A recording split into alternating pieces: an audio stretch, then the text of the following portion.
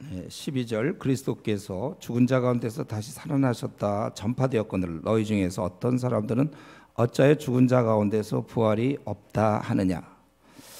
죽은 사람이 부활한다. 그것은 말이 안 된다 그거죠. 사람이 죽으면 끝이지 어떻게 다시 사는가. 우리 인간의 상식으로는 도저히 있을 수 없는 일이에요. 그러나 우리 기독교 안에서 우리 기독교란 종교는 우리 상식으로만 받아들이는 종교가 아닙니다. 예를 들면 동정녀의 탄생이라든가 물 위를 걸어가신다. 만약에 하나님이 계시다면 이 모든 일이 왜 불가능합니까? 하나님이 계시다면 이런 것은 너무 쉬운 일이에요. 좀 애당초 하나님이 없다고 생각하니까 동정녀에서 아기가 탄생하고 또 무리를 걷고 오병이어의 기적, 이런 것들을 받아들이지 않는 것이죠. 오히려 이런 일들이 일어나지 않는다면 정말 하나님은 있기나 한가, 오히려 우리가 의심이 생길 수 있어요. 그래서 이 죽은 자가 어떻게 살아나느냐 그랬을 때 바울 사도는 13절부터 19절까지 한 9가지 걸쳐서 부활이 만약에 없다면 어떻게 되는가, 그걸 먼저 얘기합니다. 제일 먼저 부활이 정말 존재하지 않는다면, 죽음 가운데서 사는 게 불가능하다면 예수님도 다시 살아나지 못했을 것이다. 13절에 그리스도가 다시 살아나지 못했을 거고, 또 만약에 주님이 살아나지 못했다면 우리 예수님 부활했다고 그러는데 그 안에 영생이 있다고 그러는데 그것은 헛것이 되는 거예요. 헛것. 그리고 동시에 그걸 믿은 너희의 믿음도 헛것이라는 것이죠. 그리고 15절에 있는 것처럼 우리 자신들도 하나님 앞에 거짓 증인이 된다는 것이죠. 부활이 없는데, 죽으면 끝인데 죽으면 끝이 아니라 거기에 부활이 있다고 가르친다면 그것은 거짓 증인이 된다는 거예요. 우리가 하나님 앞에서 올바르게 살아야 되는데 기껏 거짓 증인으로서의 삶을 살아서 되겠는가. 근데 부활이 없다면 거기 또 우리가 하나님의 거짓 증인으로 발견되리니 우리가 하나님이 그리스도를 다시 살리셨다고 증언하였습니다. 사실이 아닌데 거짓인데, 그렇다면 우리는 거짓 증인이 된단 말이에요. 그래서 계속해서 지금 부활에 대한, 만약에 부활이 없으면 어떻게 되는가 계속해서 얘기하고 있죠. 그 15절 하반절에도 죽은 자가 다시 살아나는 일이 없으면 하나님이, 예수님도 살리지 않았을 것이다. 그런 게 없다면, 또 16절에는 죽은 자가 다시 살아나는 일이 없으면 그리스도도 절대 살아나지 못했을 것이며, 그리고 중요한 것은 그런 일이 만약에 주님이 살아나지 못했다면 17절 너희의 믿음이 헛것이고 또 너희는 여전히 죄 가운데 있는 것이다. 십자가의 죽음이라는 것은 예수님께서 우리의 죄를 대신 지시고 형벌을 받으신 것인데, 그분이 이제 다시 살아 주셔야, 그래 우리가 죄인으로서 죽었지만 신분이 바뀌어서 의인이 된다. 그거가 설명이 되는 것인데, 만약에 이때 예수님이 부활하지 않았다면 여전히 우리는 죄 가운데 있는 것이다. 죄 문제가 해결된 게 아니라는 거예요. 그리고 그렇게 되면 거기 8번째로 18절에 그리스도 안에서 잠자는 자도, 예수님을 믿고 먼저 죽은 사람들 있죠. 뭐 순교자도 될 수 있겠어요? 다 망하였을 것이다. 그리고 끝으로 19절, 바로 우리도 가장 불쌍한 사람들이다. 잘못된 소망을 갖고 지금 이 바울 사도나 많은 우리 신앙인들이 그 당시에 정말 박해와 고난을 받으면서 목숨을 버려가면서 또 초라한 생, 남들이 볼 때는 비참한 삶, 이런 것을 살면서 세상의 쾌락을 멀리하고 절제하고 경건하게 살아가려고 했던 모든 것이 다 소용없는 짓이 되고 만다는 거예요. 부활이 그러니까 사실이 아니라면, 12절부터 19절까지는 부활이 사실이 아니라면 기독교도 아무것도 아니고, 또 저 같은 목사나 또 우리 성도들이나 뭐 집사나 선교사나 다 아무것도 아니에요. 왜들 저러고 있는지 모르죠. 그들은 왜 전도를 하고 또 성경을 공부하고 기도 생활을 하고, 다 이것은 가장 오히려 세상 사람들 좀 잘 먹고 잘 사는 게 차라리 낫지, 왜 힘들게 주님을 섬기고 또 전도하면서 그 이해 못하는 사람한테 무시를 당하고 또 우리 시컷 놀 수 있지만 성경을 공부하고 이런 주일날 또 이런 데 와서 예배를 드리고 다 불쌍한 사람들이라는 거예요. 지금 이렇게 바울 사도 얘기하는 것은 부활이 없을 때 그렇다는 것이죠. 19절부터 12절부터 19절까지. 그래서 이 부활이라는 것은 이 기독 신앙의 핵심 중에 핵심입니다.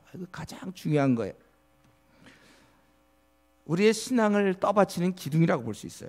이 부활이 사실이어야만 우리가 죄를 용서받는 것이고 천국에 들어갈 수 있는 의인의 자격을 획득한 것입니다. 우리 예를 들면 누가 마땅히 우리 남자들은 대한민국에서 이제 군대를 가야 되는데 그걸 병역 기피자가 있을 수 있어요. 도망 다니고 잘 안 가고 도망 다닌다 이거죠. 그래서 늦게나마 만약에 그가 자수했다면 그래서 다시 군생활을 한다면 늦게나마 했지만은 그 군생활을 끝내고 나서 그가 이제 제대를 하게 되면 그 다음부터는 아주 자유로운 거예요. 그러니까 그 제대했다 또 제대증이 있던가요 군대? 근데 그게 있으면 그 다음부터 그는 자유로운 거예요. 이 부활이라는 게 마찬가지. 우리로 하여금 의인증이에요. 의인증. 이 사람이 의인이다. 그는 천국에 들어올 수 있다는 증거인 것입니다. 그렇기 때문에 우리 지금 자유주의 신학자들은 부활을 단지 그냥 소망으로 우리 인류의 희망으로만 생각해요. 만약에 그것을 희망으로 상징한다면 결국 그는 여전히 죄 가운데 남아 있는 것입니다. 절망하는 자신을 볼 수밖에 없는 거예요. 그러니까 바울 사도는 지금 이렇게 부활이 사실이 아니라면 우리 이렇게 비참한 것이다. 그리고 20절에 그러나 이것을 지금까지 내용을 단번에 뒤집는 거예요. 우리도 이런 얘기하기를 기쁘죠. 이런 얘기하는 게 좋은 것이죠. 이렇게 되지도 않는 것, 사실도 아닌 걸 그걸 가정해서 그렇게 생각할 게 뭐 있어요. 이게 사실도 아닌데 바울 사도의 성격상 이런 얘기를 하고 싶어 했겠습니까?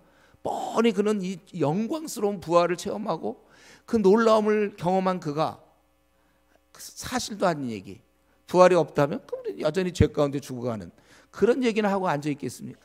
그러니까 단번에 뒤지는 게 그러나 이럴 때 힘 있는 거죠. 그러나 부활 이제 저 여러분도 그렇지 않아요? 우리가 무슨 드라마에 대한 얘기 송중기 얘기하고 그게 무슨 힘이 있어요 우리한테? 우리는 영생에 대한 얘기를 하고 사람들에게 구원을 얘기하고 하늘의 위로를 얘기하고 아픈 자에게 이러한 소망을 주고 이럴 때 힘 있는 거 아니에요? 우리가 사실 토요일 날 전도하러 나갈 때 그래도 우리 기뻐서 하는 거 이게 굉장히 기쁘니까 이게 우리 드라마 얘기하고 있으면 뭐가 기쁩니까? 이런 얘기할 때 재테크 얘기할 때 뭐예요?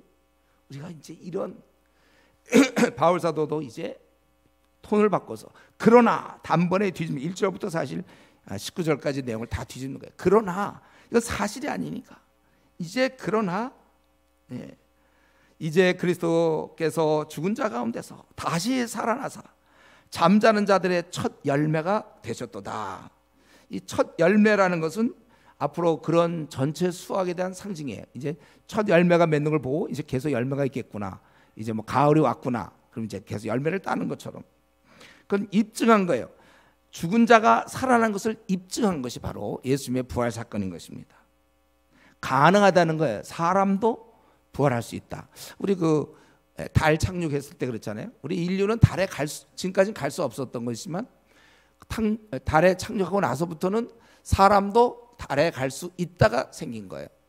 인간은 원래 죽으면 끝이에요. 그러나 예수님이 부활하심으로 이제 사람은 죽고 부활할 수 있다는 것입니다.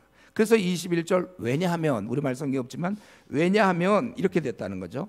사망이 한 사람으로 말미암았으니 죽은 자의 부활도 한 사람으로 말미암는도다. 한 사람이 시작해서 죽음이 온 것처럼 한 사람이 시작해서 우리에게 부활 영생을 얻게 되는 거예요. 그래서 22절 그 내용이 아담 안에서 모든 사람이 죽은 것 같이 그리스도 안에서 모든 사람이 삶을 얻으리라. 여러분 우리 왜 사망을 당연시 생각하죠? 저 여러분 우리 죽습니다. 내가 여러분들이 늙어 죽습니다. 그러면 놀랄 사람 있어요 여러분들? 우리 죽어요. 저요 지금 살아있지만 저 언젠가 죽을 겁니다. 놀래요? 다 알고 있는 사실. 여러분도 죽습니다. 당연한 얘기. 왜 하나 그럴 거 아니에요 지금. 우린 누구나 다 사람은 죽는 걸로 되어 있어요. 근데 왜 우리는 그걸 당연시하죠? 왜 우리가 꼭 죽어야 됩니까? 누가 만든 법이에요? 우리는 태어나면서부터 모든 사람은 죽도록 정해져 있어요. 죽음을 피할 사람은 없습니다. 그 이만희 외에는, 그 신천지 이만희 영생한다고 그랬으니까. 우리는 안 되는 거예요. 근데 우리 그렇게 까다롭고 까탈스러운 사람도 당연히 받아들이고 있어요. 자기가 죽는다는 거를. 왜 죽어야 되냐고 따지는 사람 없습니다. 그러나 한번 이 시간에 우리는 왜 죽어야 되는 거죠? 생각해 봤으면 좋겠어요. 왜 우리는 죽어야 됩니까? 세상은 이거에 대해서 얘기할 수 없습니다. 그건 죽어야 되는 거니까. 근데 하나님은 분명히 말씀하고 있죠. 왜 우리가 죽어야 되냐고요? 그것은 바로 아담의 타락에 따른 죄값이다. 아담이 저질러 놓은 죄의 결과라는 거예요. 사실 우리 생각해 보세요. 우리가 뭐 그렇게 나쁜 사람입니까? 우리가 왜 지옥 가야 돼요? 왜 하나님이 형벌을 받아요? 무슨 나쁜 짓을 했길래 우리가? 근데 아담 때문에 그렇다는 거예요. 또 반면에 우리가 왜 천국 갑니까? 뭐 우리가 훌륭하다고? 아니 이 정도 살고 천국 가면 누구나 다 가게요? 우리 뭐 내세울 것도 없어. 별로 이렇게 남들과 비교해 볼 때 뭐 특별히 훌륭한 점도 없는데 우린 지금 천국을 가잖아요. 이런 법이 어디 있어요? 있다는 거예요. 그게 성경의 가르침이죠. 바로 아담 안에서는 우리 모두가 다 멸망을 받아야 되고 주님 안에서는 우리가 천국에 간다. 로마서 5장 18절. 우리 지난번 로마서들 공부했을 때 다 나오죠. 로마서 5장 18절 한번 읽어보겠습니다. 로마서 5장 18절 19절 한번 찾아보세요. 제가 로마서 할 때 많이 강조한 거지만 다시 한번 새롭게 로마서 5장 18절 19절 우리 다 같이 한 목소리로 읽겠습니다. 그런즉 한 범죄로 많은 사람이 정죄 이른 것 같이 한 의로운 행위로 말미암아 많은 사람이 의롭다 하심을 받아 생명에 이르렀느니라. 한 사람이 순종하지 아니함으로 많은 사람이 죄인 된 것 같이 한 사람이 순종하심으로 많은 사람이 의인이 되리라. 예. 우리 그것을 분명히 알아야 되는 거예요. 나는 바다에 빠져서 헤엄을 못 치기 때문에 물에 빠져 죽는 게 당연해요 원래. 근데 저 사람은 헤엄도 못 치는데 왜 삽니까? 배를 탔기 때문에. 배 안에 있는 자는 헤엄을 잘하든 잘 치든 못 치든 수영을 잘하든 못하든 배를 탔기 때문에 그는 사는 것이다. 제가 로마서 강의할 때 그거 기억나죠 다들? 네. 우리 저 아직 로마서를 좀 공부 안 한 분들이 있어요 우리 중에. 예수를 믿자마자 공부해야 될 본문이 로마서입니다. 그래서 여러분 로마서 강의를 다 들으세요.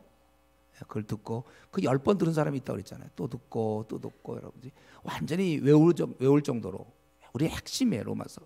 거기서도 제가 그때 얘기한 거지만 우리가 지옥 가는 이유는 딱 하나밖에 없어요. 물론 잘못한 것도 많지만 근본적으로 우리는 아담 안에 있어서 그런 것이고 이제 우리는 부족하지만 그리스도 안으로 옮겨져서 그래서 우리는 주님의 공로란 말 알죠? 공로.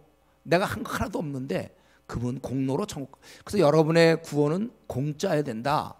로마서 3장 24절 공짜로 거저 우리가 구원받는 건 다 그냥 선물로 천국을 들어가야지 훌륭해서 들어가면 안 돼요. 아니, 들어갈 사람도 없고 훌륭해봐야 다 거기서 거기에요. 도토리 기적이다 그거죠. 그래서 우리 지금 오늘 본문에서는 세상은 왜 우리가 죽어가는지 얘기할 수 없지만 성경은 명확하게 얘기하고 있어요. 너희의 죄 때문에 그런 것이다. 너희가 아담 안에 있기 때문에 그런 것이다. 그리고 우리는 이제 바로 다시 한번 보겠습니다. 21절 사망이 한 사람으로 말미암았으니 죽은 자의 부활도 한 사람으로 말미암는도다. 아담 안에서 모든 사람이 죽은 것 같이 그리스도 안에서 모든 사람이 삶을 영생을 얻으리라. 얼마나 귀한 말씀인지 모르죠. 네. 그래서 우리 부활이라는 것을 우리가 죽음을 당연히 받아들인다면 여러분 죽음을 당연히 받아들이죠. 그렇다면 부활도 당연히 받아들여야 합니다. 그러면서 이제 제가 보기에 22절까지 얘기하고 그 다음에 29절로부터 이렇게 연결될 수 있어요. 흐름상. 근데 23절부터 28절이 왜 여기 나왔는가? 그러나 각각 자기 차례들이 23절부터 28절 왜 나오는가? 예, 이것은 바울 사도가 뭐 부활은 사실이고 부활이 없다면 뭐 이런 얘기하기에 좀 지치기도 했어요. 사실은 물론 물어봐야 되겠지만은. 그러고 이런 어떤 것을 얘기할 때 그걸 이론적으로 얘기할 게 아니라 아예 그냥 그 벌어질 상황 그걸 그대로 얘기하는 게 좋은 것이죠. 예를 들면 우리 마약을 쓸 때 나쁜 점, 마약 중독자의 문제점, 뭐 그의 몸에 뭐가 변화되고 뭐 이런 걸 의학적으로 설명할 게 아니라 그냥 마약 중독에서 그냥 비빌대는 사람 하나 데리고 와서 이 사람처럼 된다, 그런 걸 보여주면 되는 거예요. 지금 부활에 대해서 있냐 없냐 뭐 그런 얘기 할 게 아니고 부활에 대한 그 확실한 사건을 아예 바울 사도는 얘기하기를 원했습니다. 그것이야말로 강한 반증이 되는 거예요. 부활이 없다는 자에 대해서 어떻게 되는가 꾸며낸 얘기가 아니고, 그러나 각각 자기 차례대로 되리니 먼저는 첫 열매인 그리스도요. 순서가 있어요. 이 부활 사건을 처음 일으킨 분은 바로 예수님이다 이거죠. 그리고 다음에는 두 번째로는 그가 강림하실 때 그리스도에게 속한 자요. 우리 교회를 좀 오래 다닌 사람 여기 밑줄 그어져 있죠. 제가 예전에 고린도전서 쭉 할 때 이 부분 밑줄 그시오 그랬어요. 제가 교회 오래 다닌 사람들은 거져 있을 거고 말 안 듣는 사람도 안 거져 있겠지만은 하여튼 거져 있겠죠. 예. 우리 그가 강림하실 때 그에게 속한 자, 이게 내 명단이거든요. 우리 이걸로 천국 가는 거예요. 우리 여기 나거든요. 그리스도에게 속한 자, 저와 여러분이에게 그 명단입니다. 우리의 명단. 그리고 마지막에 세 번째로는 순서가 있는 거예요. 그때는 마지막이라 이거죠.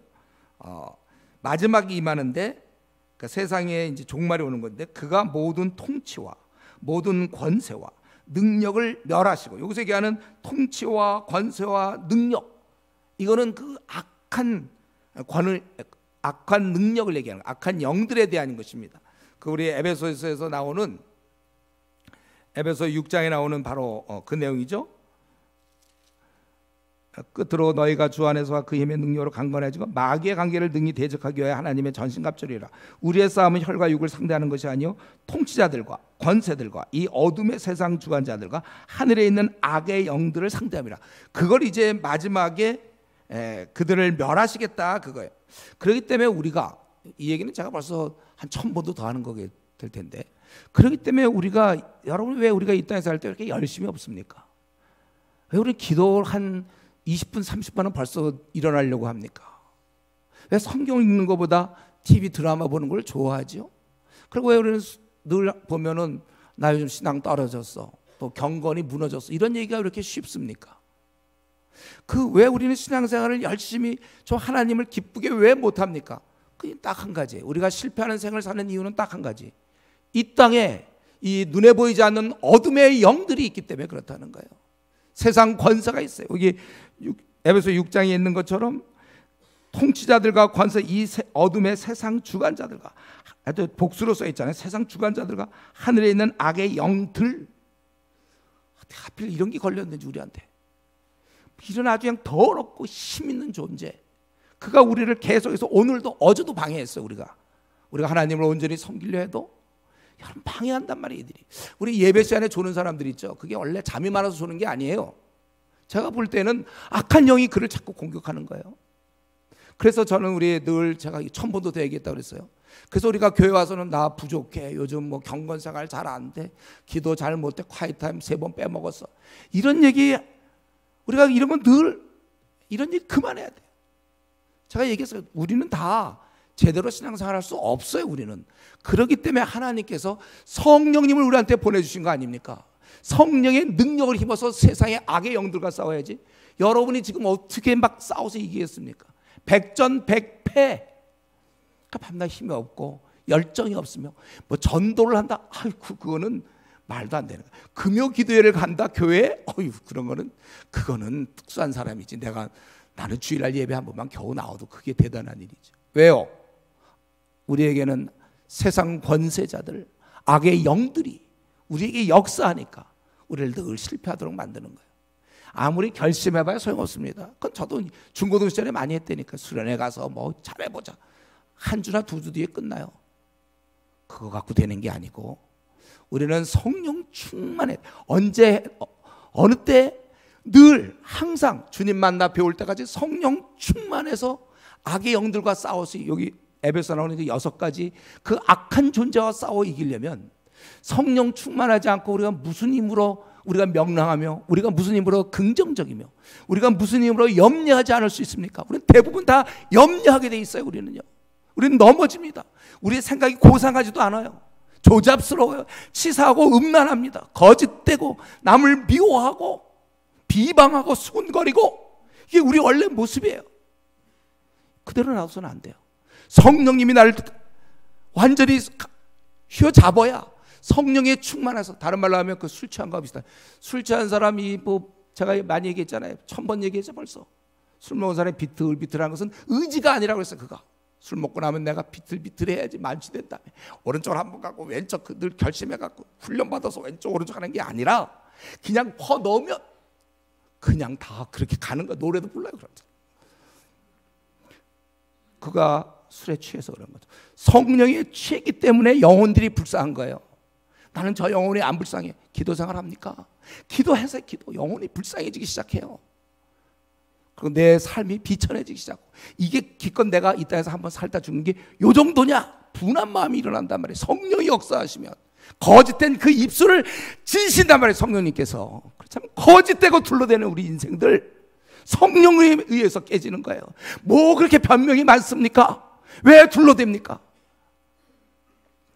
우리는 여러 가지 모습으로 자꾸 변명하고 둘러대고 하나님 앞에 진실하지 않고 성령이 역사하지 않으니까, 그리고 본인은 몰라요. 자기가 잘한다고 생각하고 그저 남 비난하기 좋아하고 수근수근거리고 고상한 꿈을 갖고 있지 않고, 저 중국 대륙에 15억이 죽어 있는데도 아무렇지도 않고, 인도에 10억의 힌두교인이 살고 있고 아시아에 10억, 전 세계 15억의 무슬림들이 살고 있는데 그 영혼들 불쌍하지도 않고, 당장 우리나라에 1000만 명의 불교신자 불쌍하지도 않고 500만의 카톨릭도 불쌍하지 않아요. 400만 명의 우리 알코올 중독자에 대한 불쌍한 생각이 없어요. 성령이 역사하지 않는데 개인은 그런 생각 갖지 못합니다. 그저 어떻게 하면 내 집을 장만하고 어떻게 하면 좋은 차를 사고 내 그저 아들 딸들 어떻게 하면 좋은 대학 갈 수 있을까?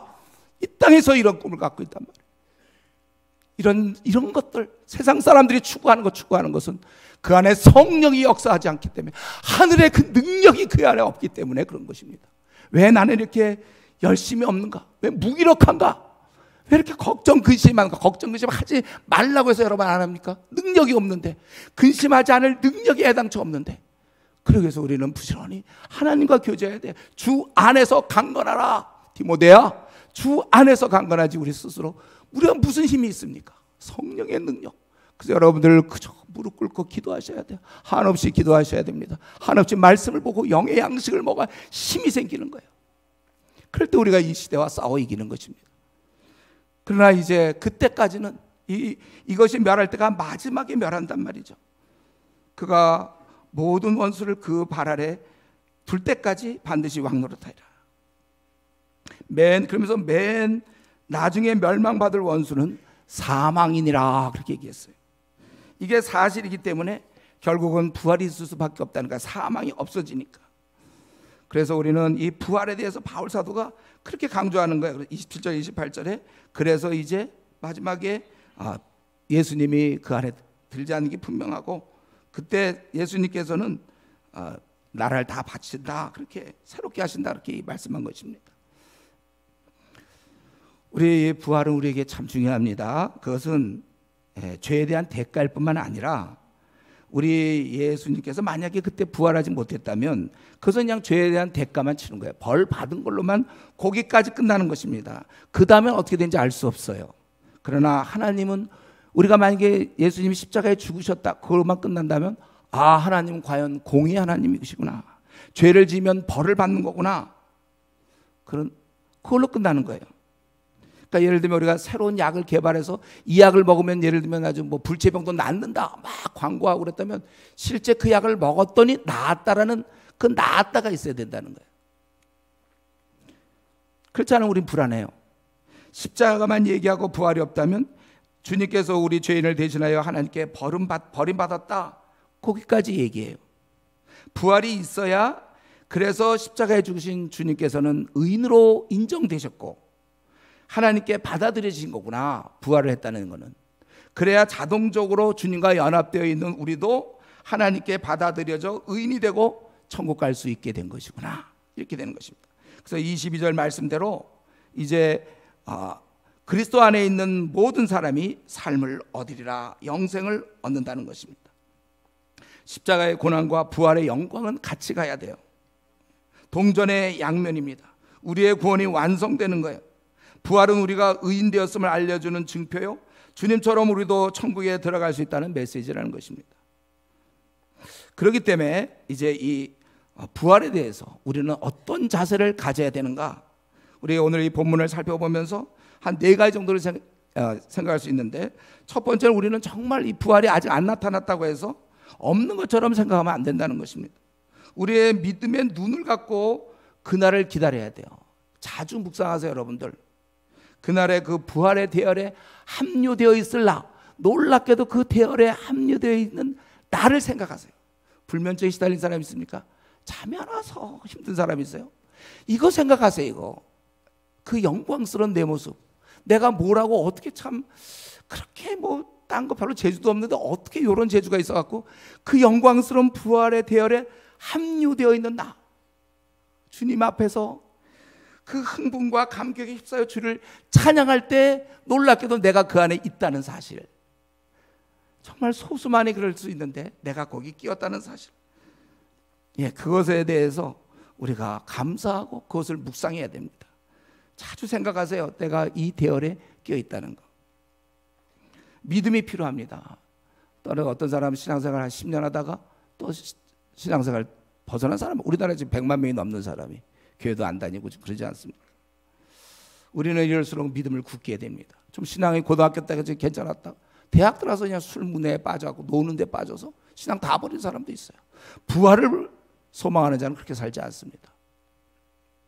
우리 더욱 흔들리지 않도록 열심히 살아야 되고, 그래서 우리는 부활을 연습한다고 그랬죠. 저와 여러분은 이 부활을 실제로 매일매일 연습하는 거예요. 그래서 밤에 자는 동안 내가 어디인지 모르겠어요.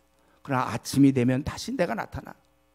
바로 이런 식일 거예요. 언젠가 우리가 생을 마치고 눈을 떴을 때 영광스러운 주의 품 안에 있을 내 자신, 그래서 여러분 묵상해야 됩니다.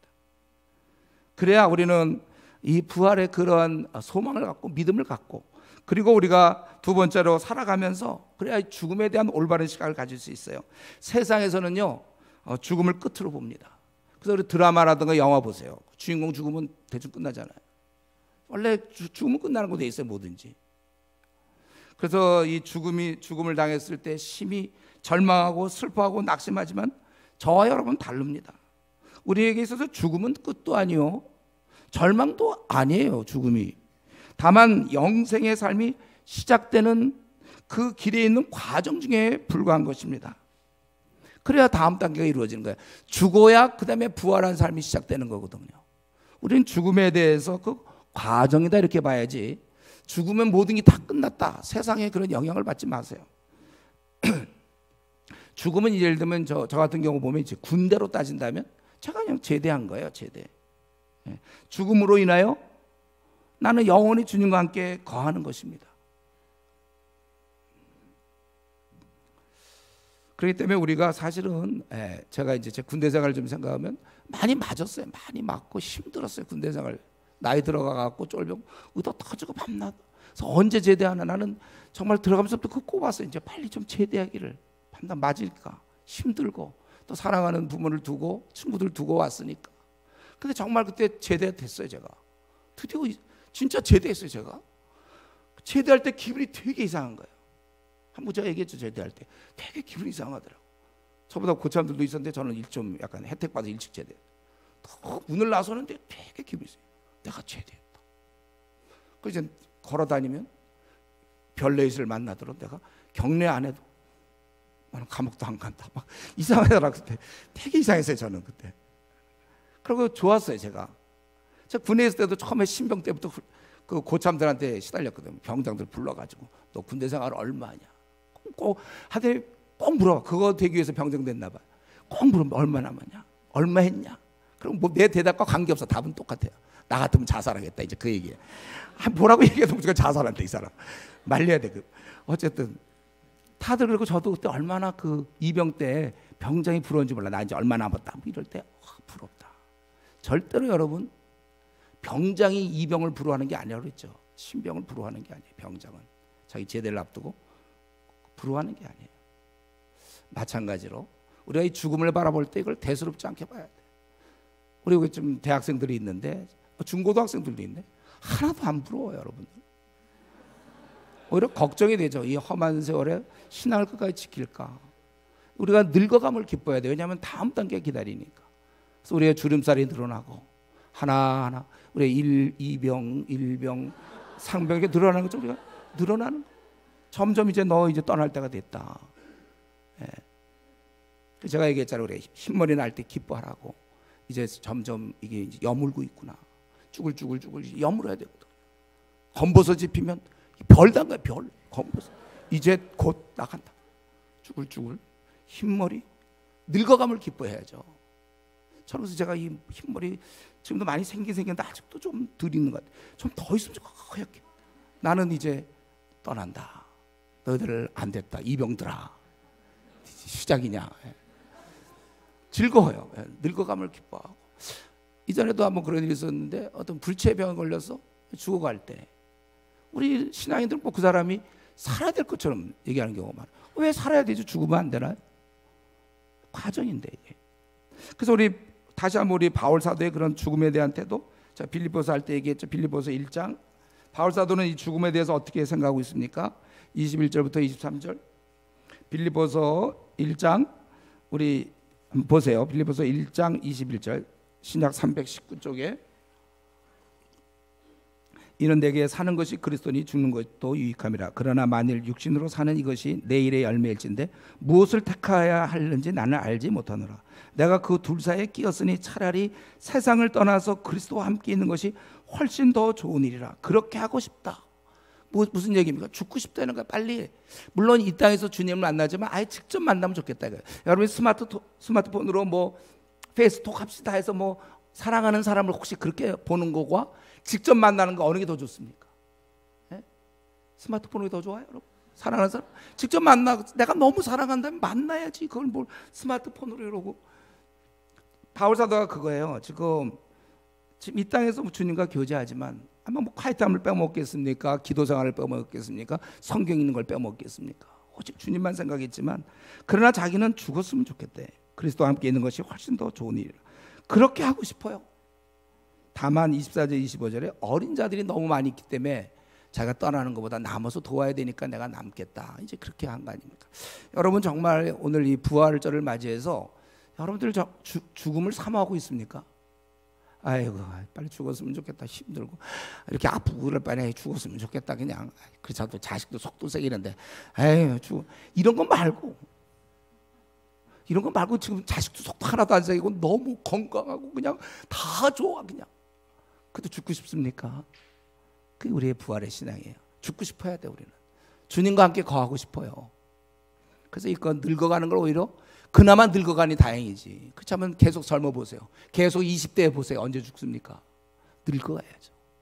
늙어가고 쭈글쭈글 머리 빠져야죠. 소망이 생기는 거예요. 몸이 아파야지. 그래야 죽죠. 몸도 안 아프고 어떻게 죽습니까?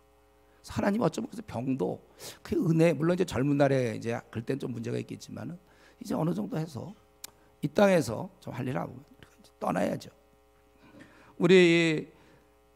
우리가 이 죽음에 대한 올바른 시각을 가져야 되겠고, 세 번째로 이 부활을 참으로 받아들이는 사람은 우리 그 19절에 있는 것처럼 우리의 관심이 만약에 이 땅의 삶이면 그건 가장 불쌍한 자라고 했어요. 다른 말로 한다면 우리의 삶이 이 땅에서만 고정되어서는 안 된다는 거예요.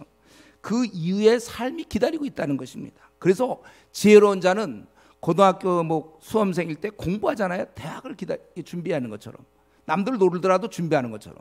정말 여러분이 지혜로운 자라면 주님 만나서 함께 거할 그 시간들을 기대하셔야 돼요. 그 시간들을 생각하며 준비하셔야 됩니다. 허랑방탕하게 살다가 주님 만날 수 없어요. 경건하게 준비해야 되는 것입니다. 우리는 이 다음 생이 우리에게 열려 있다는 이 부활의 알림판이거든요. 그래서 우리의 관심이 이 땅에만 고정되어 있고 이 땅에 의해서 너무 내 심령이 움직여서는 안 됩니다. 내가 원하는 대학에 들어가지 못했고 뭐 원하는 무슨 뭐 어떤 외모를 갖추지 못했고 키가 뭐 작고 집안이 그렇고 자녀들이 속을 새기고 뭐 남편이 아내가 부모가 자식 하여튼에 우리가 내가 원하는 거 많이 놓칠 수 있어요. 그렇다고 해서 우리는 그것 때문에 뭐 한숨을 쉬거나 인생에 대해서 좀 이렇게 뭐 만족스럽지 못한 우리가 그런 사람들 아닙니다. 그건 그렇게 흘러가는 거예요. 잠시 잠깐 가는 겁니다. 우리의 삶이 이 땅에서 내가 남들은 저러면 내가 그걸 못 얻다니 그게 늘 뭐 한이 되고 한될 것도 없어요. 80년짜리에서 뭐 이렇게 한이 될 게 뭐 있습니까? 그것도 한 뭐 9천억만 년짜리인데 그때 못 얻었다면 한이지만 이거 80년짜리 그거에서 뭐 대학 좀 못 갔다고 아니면 뭐 돈 좀 없다고 아니면 좀 뭐 외모가 좀 잘생긴 송중기처럼 못생겼다고 뭐 이런 거 갖고 우리가 그래서는 안 돼. 돈 문제도 직장 문제도 마찬가지. 별거 아니에요.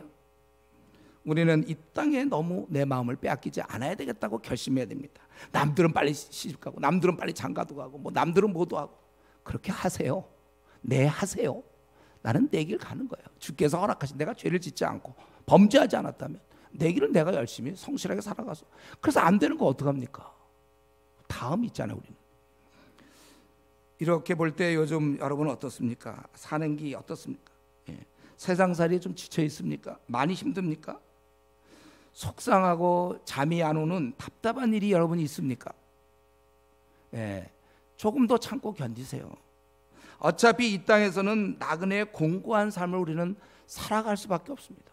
부자도 있고 가난한 자도 있을 거고 사업이 잘 풀린 사람도 있고 막힌 사람도 있을 것이고 우리가 이 곤고한 사람, 공고한 이 삶 우리는 피할 수 없어요. 아무도 그냥 가는 거예요. 우리는 그럴 때 믿는 자라면 좀 없어도 된다 이런 얘기 할 수 있어요. 뭐 집이 좀 없어도 되고 2년에 한 번씩 이사 다녀도 된다. 연봉이 좀 적어도 되고 또 내가 이런 여러 가지 아픈 병을 내가 앓고 있어도 뭐 될 수 있다. 그래도 이 정도 고통인 것을 감사할 수 있는 그래도 감사할 수 있는 자족하는 우리에게 그런 고백이 정말 부활을 믿는다면 그렇게 고백할 수 있어야 되는 것입니다. 그리고 네 번째로 부활절은 우리에게 큰 소망이 되고 위로가 되지만 동시에 이 부활에 참여하지 못할 자들에 대해서 우리를 고민시킵니다. 마음을 아프게 해야 돼요. 내 사랑하는 그 가족을 그날 못 보면 그 영광스러운 날에 내가 만나지 못할 가족 혹시 없습니까? 혹은 회사 동료 없습니까? 학교 친구들 없나요? 그들을 위해서 지금 내가 이 땅에서 무엇을 할까 생각하셔야 합니다. 이 엄청나고 귀한 사실, 이 인류의 종말과 그 이후에 펼쳐질 이 엄청난 영생의 이 사실을 알고 있는 나는 지금 어떻게 살아야 마땅할까? 어떤 식으로 좀 살아야 될까? 여러분 생각하십시오. 우리는 마땅히 이 사실을 주위 사람에게 알려주는 사람이 되어야 합니다. 바울도 부지런히 알려주었고 그래서 사람을 많이 구원했어요. 또 예수님도 우리에게 이것을 아예 명하셨어요. 그렇게 하라고. 부활에 대해서 내가 입을 다문 만큼 내 주위 사람은 죽어가는 것입니다. 부활에 대해 내가 입을 열지 아니하므로 내 가족과 친구는 절망 속에서 못 빠져나옵니다. 독사가 입을 열어 무는 만큼 사람들이 죽고 신천지 사람들이 입을 여는 만큼 미혹되는 거예요. 사람들이. 우리는 우리가 입을 여는 만큼 주위 사람들이 살아나는 것입니다. 이제 말씀을 마치겠는데 오늘 이 말씀을 볼 때 내가 진짜로 부활을 믿고 있는 것이 맞는지, 그리고 진짜로 내가 부활을 믿는다면 분명히 웬만한 일에 이렇게 불평 안 할 거예요. 한스럽다, 잠이 안 온다 이렇게 너무 집착하지 않을 겁니다. 부활을 진짜 우리가 믿는다면. 그리고 우리가 주님을 곧 만나 뵐 거니까 준비하게 될 거예요. 그리고 우리는 주위 사람들에게 복음을 전할 것입니다. 그러니까 감사에 넘치고 그래서 괴로워서 한숨 쉬는 일이 없으며 긍정적이고 전도하는 자, 그가 진짜 부활을 믿는 자입니다. 이 시간 나의 삶은 어떠한가? 우리 한번 돌아봅시다. 부활을 믿고 있는 나는 지금 부활에 걸맞는 그러한 삶을 살고 있는지 우리 자신을 점검하고 기도할 수 있기 바랍니다. 시간 같이 통성으로 기도할 때 정말 나에게 나는 진짜 부활을 믿고 있는가? 그래서 내가 이 땅에서 한숨 쉬는 일이 없으며 어떤 일인지 감사하고 그리고 내가 이 죽음에 대해서 두려워하지 아니하며 많은 사람을 돌보고 건지며 내가 살고 있는지 같이 한번 통성으로 기도하겠습니다.